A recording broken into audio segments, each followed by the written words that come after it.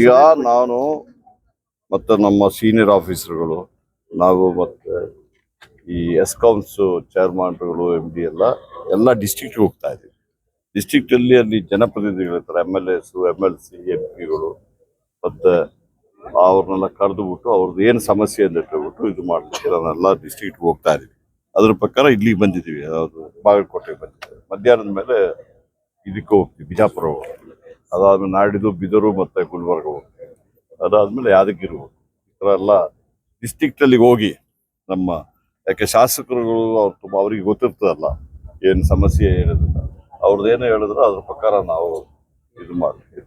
Sir, ಈಗ ಬಾಗಲಕೋಟೆಯಲ್ಲಿ ಮುಳುಗಡೆ ಜಿಲ್ಲೆ ಆಗಿರೋದ್ರಿಂದ ಸಾಕಷ್ಟು ಸಂಖ್ಯೆಯಲ್ಲಿ ಪುನರ್ವಸತಿ ಕೇಂದ್ರಗಳಿದಾವೆ. ಆದ್ರೆ ಅಂತಹ ಪುನರ್ವಸತಿ ಕೇಂದ್ರಗಳಲ್ಲಿ ಈಗ ವಿದ್ಯುತ್ ಸಮಸ್ಯೆ ಸರಿಯಾಗಿ ಸಿಕ್ಕಿಲ್ಲ ಅನ್ನೋದು ಸಾಕಷ್ಟು ಕಡೆ ತೊಂದರೆ ನೋಡಿ, ನಾನು HUD ಮಿನಿಸ್ಟರ್ ಆಗಿದೆ 91-92 ಆಗಲೇ ಇಲ್ಲಿ ಎಲ್ಲ ಸಾಕಷ್ಟು ಪುನರ್ವಸತಿ ಇದಕ್ಕೆಲ್ಲ ನಾವು ಮಾಡಿದ್ದೀವಿ. ಆಶ್ರಯ ಸ್ಕೀಮಲ್ಲಿ ಸಮೇತ ಸಾಕಷ್ಟು ಸ್ಯಾಂಕ್ಷನ್ ಮಾಡಿ ಕೊಟ್ಟಿದ್ದೀವಿ.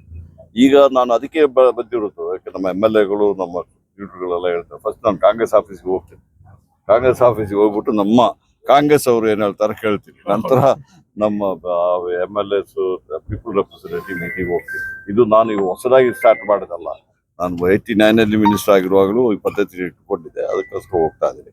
ಎಲ್ಲ ಸಲಹೆ ತೆಗೆದುಬಿಟ್ಟು ಅಲ್ಲಿ ಡಿಸ್ಕಷನ್ ಆದ್ಮೇಲೆ ನಾನು ಮಾಧ್ಯಮದವರು ಬೇಸಿಗೆ ಬರ್ತಾ ಇದೆ, ರಾಜ್ಯದಲ್ಲಿ ವಿದ್ಯುತ್ ಪರಿಸ್ಥಿತಿ ಹೇಗಿದೆ, ಬೇಡಿಕೆ ಅದನ್ನ ನೀವು ಈಗ ಮೀಟಿಂಗ್ ಆದ್ಮೇಲೆ ನಾನು ರಿವ್ಯೂ ಮಾಡ್ತೇನಲ್ಲ.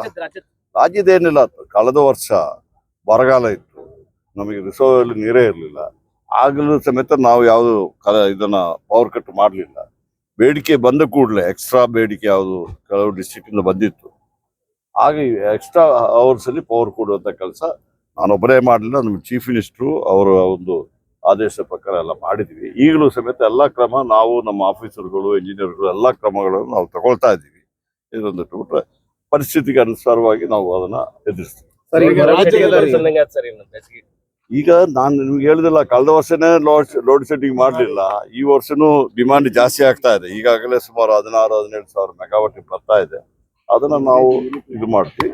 ಆ ಥರ ಕೊರತೆ ಇದ್ಬಿಟ್ರೆ ಬೇರೆ ಕಡೆಯಿಂದ ಪರ್ಚೇಸ್ ಮಾಡ್ಬಿಟ್ಟು ಕೊಡ್ತೀವಿ.